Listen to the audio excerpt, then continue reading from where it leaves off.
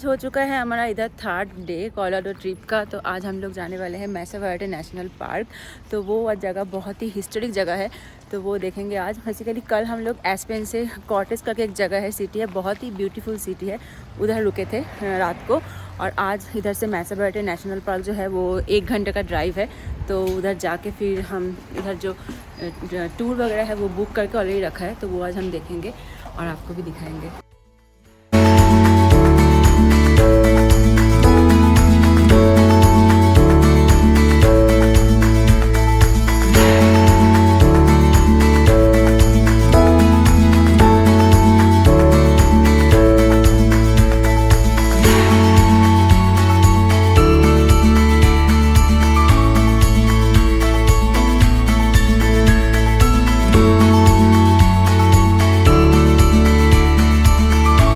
अभी हम लोग पहुंच गए हैं, टाइम ही ज़्यादा नहीं है, 5 मिनट्स लेफ्ट, तो अभी चलते हैं फटाफट। सो वी बुक बेसिकली एक क्लिफ पैलेस गाइडेड टूर। अभी इस वक्त ये टूर ही अवेलेबल है। मई 29 के बाद और भी बहुत सारे टूर ओपन होता है।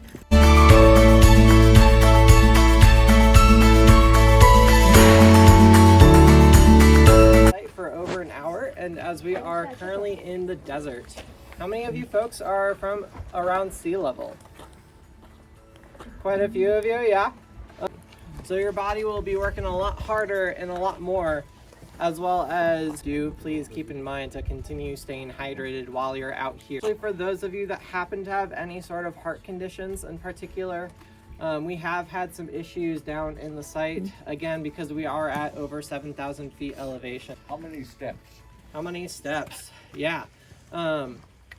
So in order to end up right down there, you can see where the end of Cliff Palace is, and then you can also see the top of the mesa. So there's a series of 3 ladders that'll take you to the top, right and pop you up right next to where the visitors pop you up want to go on this tour, as that is our only method in terms of getting out of the site. Within viewing distance from this balcony, other than Cliff Palace, of course. The first is called Coco Pele House, which is a cliff dwelling off to the right over here. It's pretty small. And then off on the other side of the mesa, up top, you'll end up seeing Sun Temple. So those are the 2 other cliff dwellings, not cliff dwellings, but those are the 2 other cliff dwelling and mesa top structure that you can see here from the top of the balcony. With that said, we're gonna start going down this.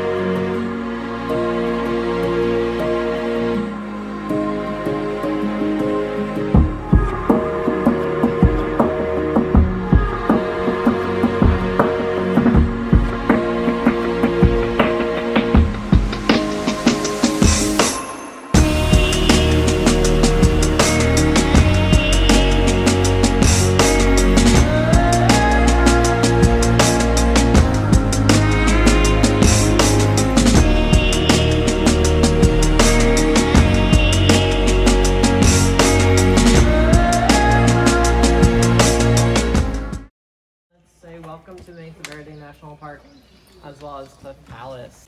Not 2060. We haven't even hit that yet. The year 1260 and 1280. Yeah. So, with that said, I wanted to briefly introduce to you Cliff Palace, which, as I said, was mainly occupied between the years 1260 and 1280. Unless if you wanted to incorrectly hear me and hear 2060 and 2080. So for this, it was a living, breathing community that was in this area, where it was a series of, our archaeologists estimate between 80 and 120 people were living in this area, as well as there's over 150 rooms in this site. Additionally, there is also 21 kivas, which we will talk about just briefly, but we'll end up standing around right where that group is in just a few minutes.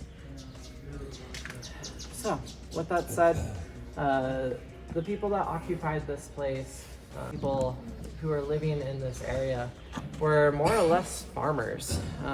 They farmed on top of the mesa tops, and in which they were largely farming corn was their main core component of their diets, as well as them also farming beans and squash. They also were hunters as well, where they ended up domesticating several different turkeys, which they used for food as well as warmth in the form of turkey feathers. We like to say that they originally invented the down jacket and not Patagonia. So hopefully that gives you an idea as to how they ended up helping stay warm during the winter. They also stayed warm through campfires inside of their houses and rooms. You can see an example of it right over here for some of you folks, where you can see all the black soot lining the ceiling up there from the fires that ended up staining the ceiling. So that's one way in which they stayed warm during the winters. This year, especially, we had a very big winter, so much so that we had park rangers that were living inside of the park and got trapped here for about 10 days because they were unable to plow the roads for quite a while. So some years, the ancestral Pueblo people might have had a very big, heavy winter, heavy and cold winter like we did this year. Or other years, they might have had a very, very dry drought year in comparison, which was largely one of the main reasons as to why they ended up leaving over time. Some other things to also keep in mind is that the ancestral Pueblo people were actually traders, where they would end up trading with other communities, other tribes in the nearby area and broader area. So far out that we've actually found hyacinth macaw feathers in our structures back here from South and Central America. These people largely ended up trading pottery, where I have a really nice example that we can pass around. I'll end up starting over here and passing it down, where it's pieces that are intact and are that are in holding. Tiny grains of sand, which has this flat layer of shale. Which isn't entirely flat, but flat enough to push all of the water. Seep springs, which is a really great form of water source, as the sandstone also purifies the water through that process. You can actually see a bit of the shale layer at the very bottom of this alcove right here. That first was from the Mancos River, that's in the very close nearby, that they had to carry on their backs, as the ancestral Pueblo people in the time did not have any forms of horses or donkeys or mules. So all of their things they had to carry by back, and of course in those beautiful pottery in terms of getting all that water from the river up into the site. Finally, there was a fourth form of water that some of you folks might have noticed on your way into driving into the park yesterday, in the form of rain, where rain was able to hit the sides of these rocks, slips down, and then you could probably catch it.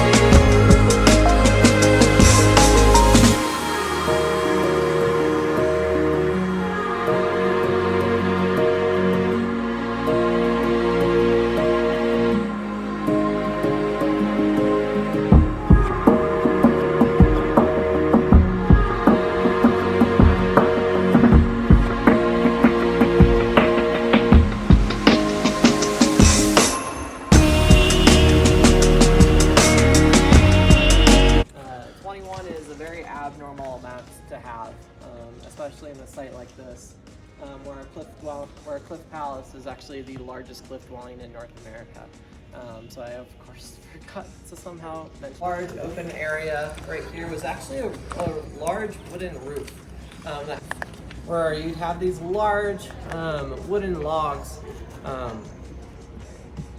that essentially outline the entire outside. And lastly, the other main thing to mention is that some of you folks over here can see this hole in the back, as well as you folks can see this the square hole right below your feet down here, where air was able to travel up and out of there and was their main air ventilator shaft. Which are more or less seating areas, or people could also stand up there, and then people would be sit and stand around the circle in there, in the inside. This kiva largely is more or less a very spiritual place where there's all sorts of traditions and rituals that be held in there, as well as meetings in order. Those are called chinking stouts, where the entire purpose of that was outwards, that you could actually form a balcony. Oh, yeah. All of those T-shaped doorways, we don't fully know what they were for, but they do open up to a more public space, which is a little interesting thing. For less may have been for guest rooms from folks from nearby regions coming here for meetings, as our archaeologists largely estimate that this was more of a community center as well as a living community.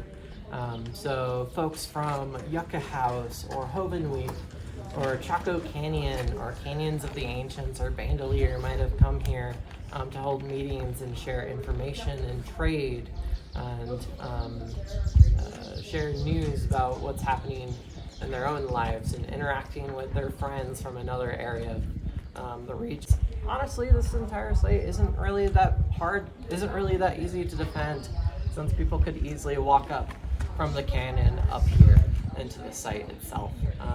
So that's sometimes a question that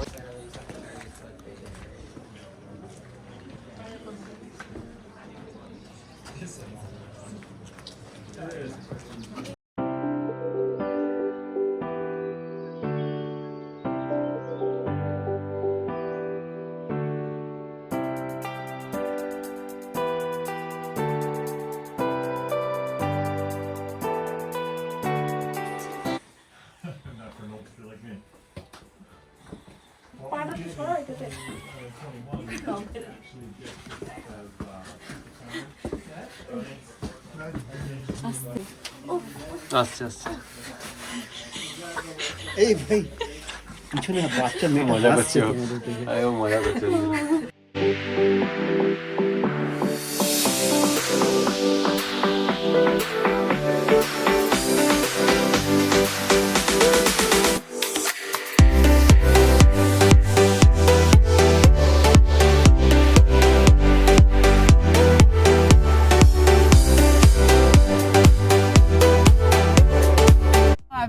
का जो tour था वो हो गया, बहुत ही अच्छा लगा। थोड़ा कम टाइम के लिए था, but it was really worth visiting. अभी हम लोग कुछ ओवरलुक एक्सप्लोर करेंगे। These are the windows, I guess, right? Yes. Yeah. See the windows there? Yeah, they're right over there. There, right over here in front of you. Down just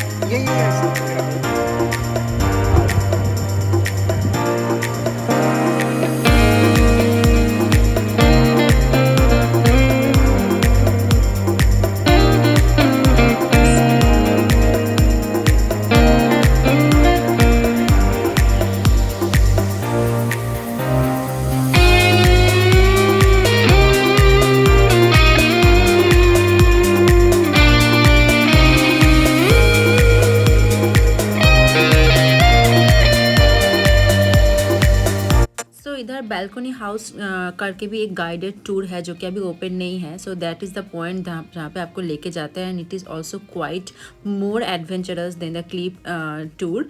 but हम लोग ये overlook से ये balcony house का जो जगह है वो अभी देखा।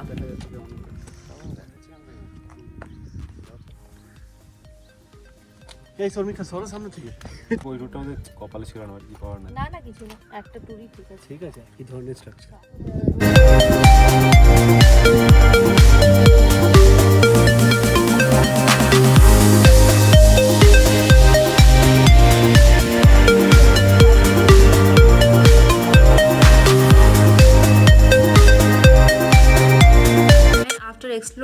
View of the overlooks. अभी हम लोग जा रहे हैं म्यूज़ियम, एक है जो कि वो देखने के लिए, बहुत ही बड़ा एक म्यूज़ियम है।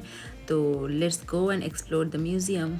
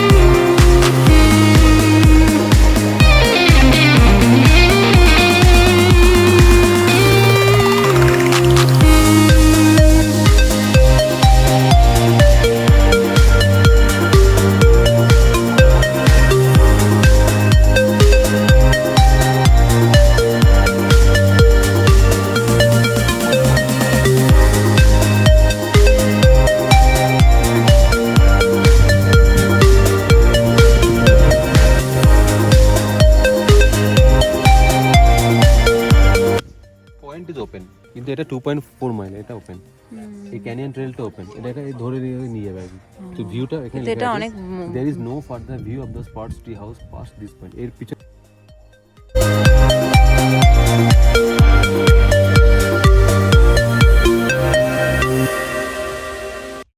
तो अभी हम लोग जा रहे हैं sand dunes national park. That is another famous place to check out. और हमें मैसा वर्डे में एक्चुअली पूरा दिन ही लग गया देखने के लिए, क्योंकि वो बहुत बड़ा है एंड देखने के लिए भी बहुत टाइम लगता है। तो इसलिए हमने थोड़ा लेट ही पहुंचा है सैंड ड्यून्स में। सनसेट भी ऑलमोस्ट होने लगा है, तो पता नहीं हम कितना कवर कर सकते हैं। और ये ऑलमोस्ट 3.5 आवर का ड्राइविंग था from Mesa Verde to Sand dunes national park.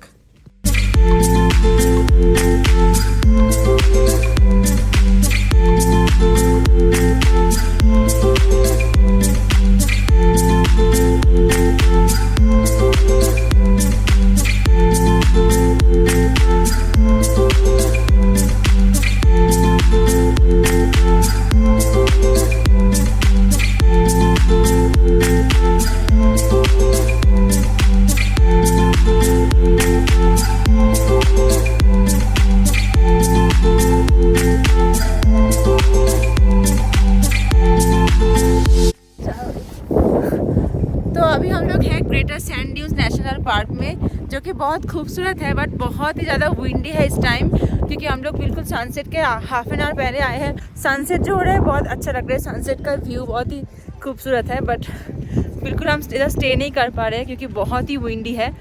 But हम लोग थोड़ा पहले आते हैं, और अगर विंडी इतना नहीं होता तो हम शायद और थोड़ा एक्सप्लोर कर पाते।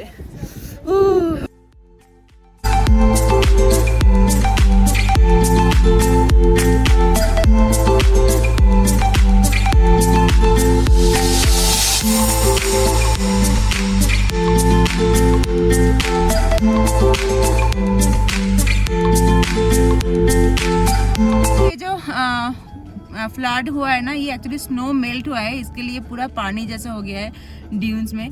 बट आगे जाके थोड़ा ड्राई ड्यून्स हमें मिल सकता था, ड्राई सैंड, बट हम उधर तक नहीं गए क्योंकि बहुत ज़्यादा विंड है, मैंने बोला अभी ब्लॉग में, और सनसेट भी हो गया है, तो अभी इतना टाइम ही नहीं है कि जाके थोड़ा ज़्यादा एक्सप्लोर करूँ। तो बट अभी आज का तो दिन हो गया, अभी हम जा रहे हैं डिनर करने के लिए, और हमारे पास और एक दिन भी है। हम कल एक्सप्लोर करेंगे कोलोराडो स्प्रिंग। तो see you in the next part.